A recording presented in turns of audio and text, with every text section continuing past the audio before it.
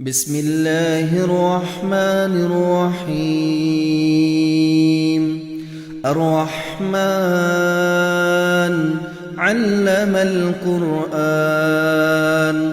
خلق الإنسان علمه البيان الشمس والقمر بحسبان والنجم والشجر يسجدان والسماء رفعها ووضع الميزان ألا تطغوا في الميزان وأقيموا الوزن بالقسط ولا تخسروا الميزان والأرض وضعها للأنام فيها فاكهة والنخل ذات الأكمام والحب ذو العصف والريحان فبأي آلاء ربكما تكذبان خلق الإنسان من صلصال كالفخار وخلق الجان من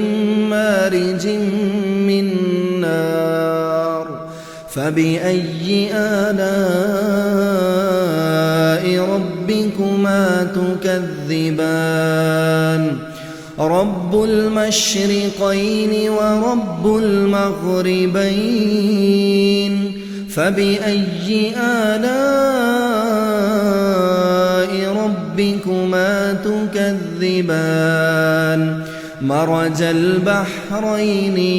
يلتقيان بينهما برزخ لا يبغيان فبأي آلاء ربكما تكذبان يخرج منهما اللؤلؤ والمرجان فبأي آلاء ربكما تكذبان وله الجوار المنشآت في البحر كالأعلام فبأي آلاء ربكما تكذبان